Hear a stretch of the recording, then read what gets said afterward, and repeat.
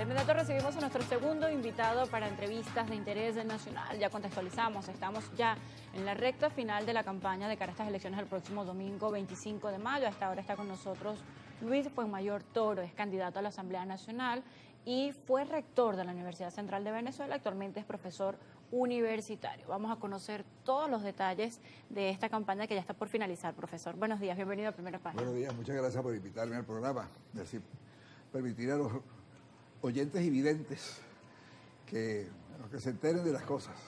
Bien, hablemos un poco de cómo ha sido este recorrido en la campaña. Es profesor universitario y quizás tiene otra visión un poco más social, un poco más humana en el recorrido a las comunidades, desde el punto de vista de ese perfil profesional que usted trae. Bueno, mira, en principio la campaña, esta es una campaña muy especial, primero, porque es muy corta, segundo, porque hay una sensación en la población de desesperanza a raíz de todo lo que ha ocurrido en el país desde antes del 28 de julio, porque aquí la gente habla del 28 de julio como si fuera algo muy especial, fue algo por supuesto trascendente, pero aquí los problemas de abstención vienen desde hace mucho tiempo, porque hay desesperanza en la gente no ve resuelto sus problemas, la gente sigue con unos salarios que no existen, con unas pensiones que no existen, con un sistema de salud muy malo, con un sistema educativo pésimo. La denuncia hecha por el candidato Carri del Lápiz en relación con lo que está pasando en educación, que los muchachos que salen del bachillerato no entiendan cuando leen, no entienden cuando leen y no entienden cuando oyen tampoco, porque no conocen el idioma, porque no manejan el castellano. Mira, un país que no maneja el idioma simplemente no se puede abstraer, no puede pensarse a sí mismo, no puede pensar sobre lo que ocurre. Y eso, por supuesto, es gravísimo para cualquier país. Hablamos de una abstención que habría sido motivada por voceros opositores, como se ha conocido en las últimas noticias, o de una abstención por motus propios en el ánimo del venezolano. Hay varias cosas allí en el proceso de abstención. Hay una abstención motu propio, que ya venía desde hace mucho tiempo. Aquí paulatinamente el sistema democrático había venido perdiendo credibilidad, incluso desde el pasado mismo. Chávez gana las elecciones no con una votación gigantesca, sino con un porcentaje bastante pequeño de la población electoral en general. Y estoy hablando de principio de siglo. Ahora, si a eso le suma el desastre económico actual, el desastre social actual, y le suman además que desde hace más de 20 años hay una oposición que lo que ha hecho es llamar a la abstención, pese a que solamente gana cuando participa, porque cuando participa es que gana y después que gana, entonces se abstiene y permite que el gobierno recupere el espacio perdido. Es decir, aquí el gobierno lamentablemente no ha tenido una posición seria.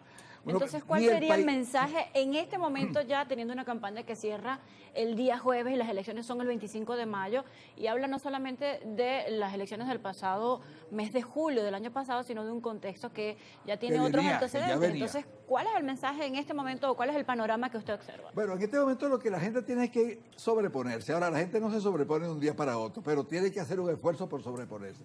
La gente tiene que entender que debe votar.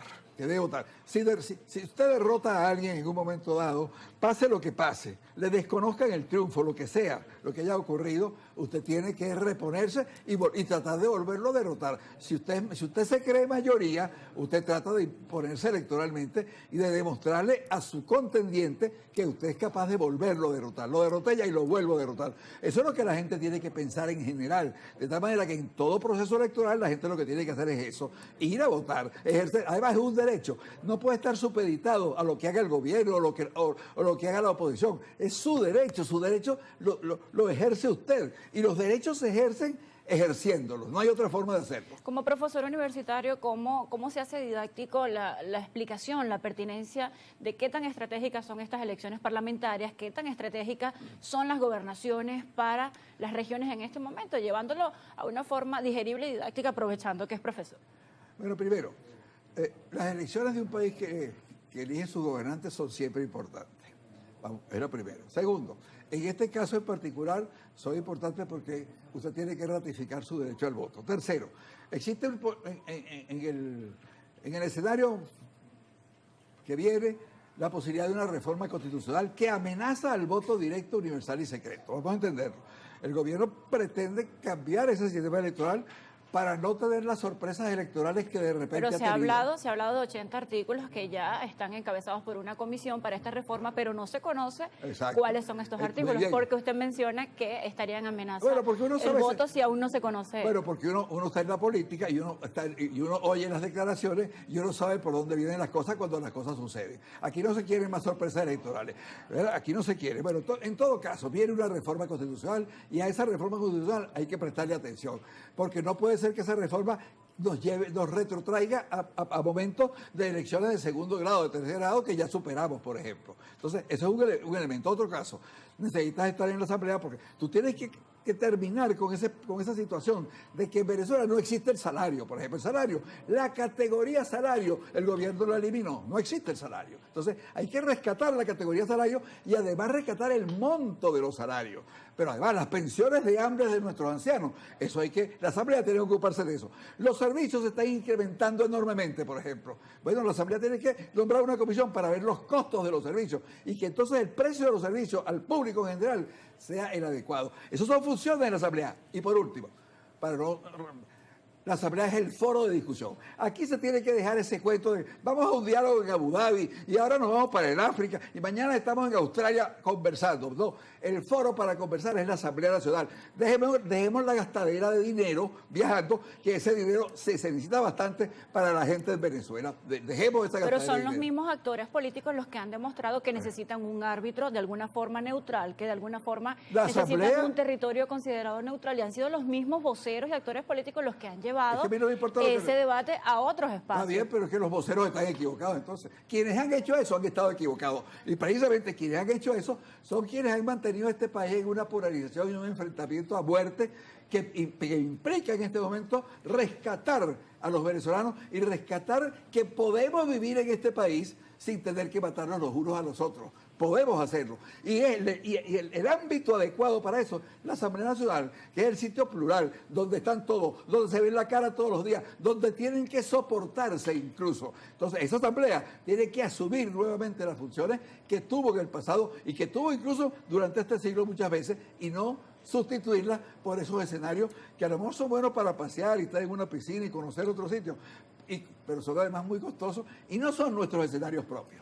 Y en el caso de las comunidades que ha visitado, también tenemos unas elecciones a gobernador que son puntuales, que son cruciales para la resolución de los problemas de los ciudadanos de forma cercana con ese Más gobierno, cercana. pero que quizás dicen, bueno, ese presupuesto no depende de la gobernación, esa solución depende de un gobierno central, nacional, y quizás para qué voy a votar en las regionales si ese gobierno regional no va a tener el presupuesto para solucionar o para cubrir mis expectativas. Son algunos de los planteamientos que se escuchan en algunas comunidades. Sí, exactamente esos son.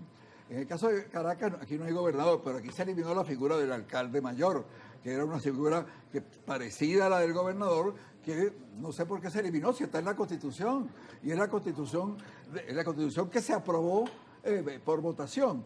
Ahora, en el caso de los gobiernos locales, si la Asamblea es un órgano que garantiza que la Constitución se cumpla, la Constitución establece la descentralización. Entonces, aquí lo que está ocurriendo no es que la Constitución falla, sino que la Constitución no se está cumpliendo. Entonces, aquí lo que hay que garantizar es que la Constitución se cumpla. En lugar de seguir escribiendo constituciones, que en eso parece que somos expertos los venezolanos, pues llevamos 30 y pico en el tiempo que existimos como nación, en vez de eso, vamos a poner atención a los artículos y vamos a cumplir esos artículos, vamos a cumplir la descentralización, vamos a cumplir la distribución presupuestaria como debe ser, vamos a discutir el presupuesto como debe ser y no estar escondiendo, por ejemplo, ingresos extraordinarios como aquí se escondió mucho tiempo para después manejarlos discrecionalmente, ¿no? Eso no. Entonces, esa es función de la Asamblea y la Asamblea la ha perdido, esa función la ha perdido la Asamblea. Dentro de esta pugna la ha perdido. Hay que rescatar esa función. Estas son las cosas que debería hacer todos los diputados que vayan a la Asamblea Nacional en este momento, todos. Pero también entra en juego de forma estratégica los consejos legislativos en las regiones, porque esos diputados regionales también no solamente conocen la realidad de cada entidad, no solamente conocen la realidad de cada comunidad, sino que también tienen un aspecto de decisión sobre las partidas presupuestarias, sean regionales o vengan de un presupuesto nacional. Claro, pero para tú poder actuar como consejo legislativo regional, y para distribuir tu presupuesto tienes que tener presupuesto. o los estados tienen su presupuesto que no dependa del Ejecutivo.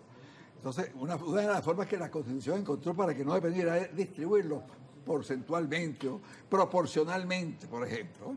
Entonces, el gobierno reduce el monto del presupuesto que discute ordinario para así reducir el monto que le va a los estados. Y después lo mete como presupuesto extraordinario y allí ya no reparte las cosas como son. Ese tipo de sinvergüenzura política, pues una sinvergüenzura política, pues, o sea, ahí se está burlando la Constitución Nacional, eso no iba a hacerse.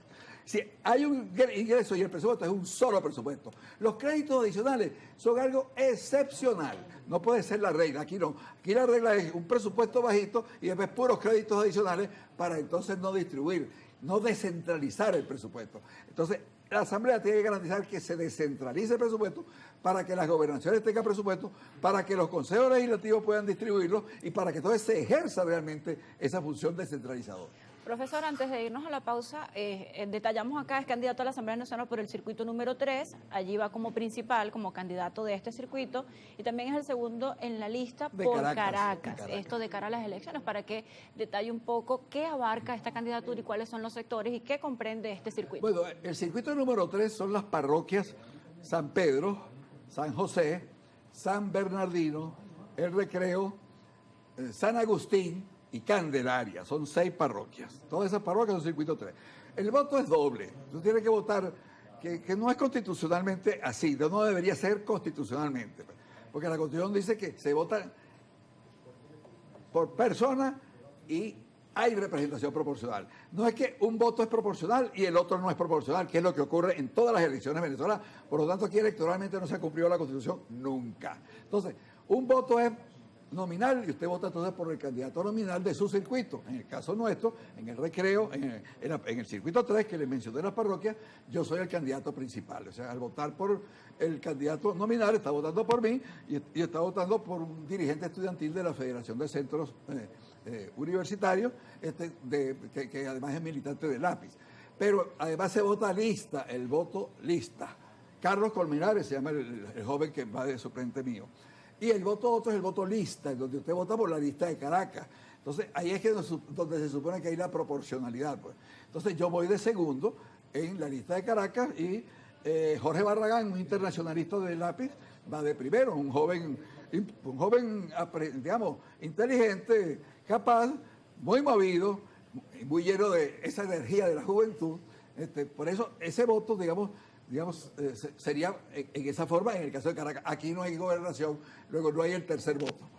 Bien, debemos hacer una pausa. A la vuelta del corte estaremos conociendo los detalles de las propuestas centrales que trae esta campaña.